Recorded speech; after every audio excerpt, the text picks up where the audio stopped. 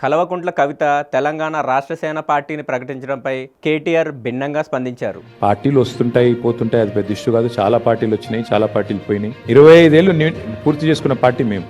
తెలంగాణలో చాలా పార్టీలు వచ్చాయి పోయాయని పట్టించుకోవాల్సిన అవసరం లేదన్నారు. 25 ఏళ్ళు పూర్తి చేసుకున్న పార్టీలు చాలా తక్కువ అన్నారు. కేసీఆర్ గురించి చాలామంది మాట్లాడుతున్నారని, వారి గురించి పట్టించుకోవాల్సిన అవసరం లేదన్నారు. పార్టీ కార్యవర్గ సమావేశం తర్వాత కేటీఆర్ మీడియాతో మాట్లాడారు. పార్టీలో అంతర్గతంగా ఎవరైనా సూచనలు ఇవ్వొచ్చని, అంత మాత్రాన విభేదాలు ఉన్నట్లు కాదని స్పష్టం చేశారు. బీఆర్ఎస్ ఒక ప్రజాస్వామ్య పార్టీ అని, నాయకుల మధ్య ఎలాంటి మనస్పర్ధలు లేవని చెప్పారు. కేసీఆర్ నాయకత్వంలో పార్టీని మళ్లీ గ్రామస్థాయి నుంచి బలోపేతం చేసేందుకు ప్రణాళికలు సిద్ధం చేశామని, త్వరలోనే కొత్త కమిటీల నియామకం జరుగుతుందని ధీమా వ్యక్తం చేశారు. తెలంగాణ ఏర్పాటును అవమానిస్తూ బీజేపీ ఎంపీ తేజస్వి సూర్య చేసిన వ్యాఖ్యలపై కేటీఆర్ తీవ్రంగా స్పందించారు. తేజస్వి సూర్య అనే వ్యక్తి తెలంగాణ ఏర్పాటును పాకిస్తాన్ ఏర్పాటుతో పోలుస్తూ మరి ఒక వేర్పాటువాద సమస్యగా చిత్రీకరించడమే కాకుండా తూలనాడే విధంగా అవమానించే విధంగా తెలంగాణ ప్రజల ఆత్మగౌరవాన్ని దెబ్బగొట్టే విధంగా వారేదైతే మాట్లాడారో దాన్ని తీవ్రంగా సమావేశం ఖండించింది.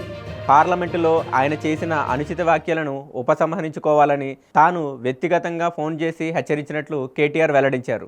తెలంగాణ అస్తిత్వాన్ని కించపరిస్తే చూస్తూ ఊరుకోం. ఆయన తన వ్యాఖ్యలకు వివరణ ఇచ్చినప్పటికీ బేషరతుగా క్షమాపణ చెప్పాల్సిందని డిమాండ్ చేశారు. డీలిమిటేషన్ అంశంపై చర్చ జరుగుతున్నప్పుడు రాష్ట్ర ప్రయోజనాల కోసం అందరూ ఏకమవ్వాలని పిలుపునిచ్చారు. కేటీఆర్ కాంగ్రెస్ ప్రభుత్వాన్ని ధాన్యం కొనుగోలు విషయంలో విమర్శించారు. ధాన్యం కొనుగోళ్లలో రాష్ట్ర వ్యాప్తంగా ఏదైతే రాష్ట్ర ప్రభుత్వ నిర్లక్ష్యం వల్ల రైతులు తీవ్రంగా నష్టపోతూ ఉన్నారు. గత బీఆర్ఎస్ పాలనలో ఎలాంటి ఆంక్షలు లేకుండా కొనుగోలు చేసినట్లే ఇప్పుడు కూడా చేయాలని డిమాండ్ చేశారు. లేదంటే గ్రామ స్థాయిలో ఉద్యమాలు చేపడతామని హెచ్చరించారు. రాష్ట్రంలో రైతాంగం ఎదుర్కొంటున్న సమస్యలపై కాంగ్రెస్ ప్రభుత్వాన్ని కేటీఆర్ నిలదీశారు. గత బీఆర్ఎస్ పాలనలో రైతులకు ఎలాంటి ఆంక్షలు లేకుండా చివరి గింజ వరకు ప్రభుత్వమే కొనుగోలు చేసిన విషయాన్ని గుర్తు చేశారు. కానీ ప్రస్తుత ప్రభుత్వం ధాన్యం సేకరణలో జాప్యం చేస్తూ రైతులను ఇబ్బందులు గురి చేస్తుంది. ప్రస్తుత ప్రభుత్వం ధాన్యం సేకరణలో రైతులను ఇబ్బందులకు గురి చేస్తుందని మండిపడ్డారు. తక్షణమే కొనుగోలు కేంద్రాలను పూర్తి స్థాయిలో తెరిచి రైతులకు మద్దతుగా ధరతో పాటు బోనస్ కూడా చెల్లించాలని అల్టిమేటం జారీ చేశారు. ధాన్యం కొనుగోలు విషయంలో జాప్యం జరిగితే గ్రామస్థాయి నుంచి రాష్ట్ర స్థాయి వరకు బీఆర్ఎస్ ఆధ్వర్యంలో పెద్ద ఎత్తున ఉద్యమాలు చేపడతామని స్పష్టం చేశారు.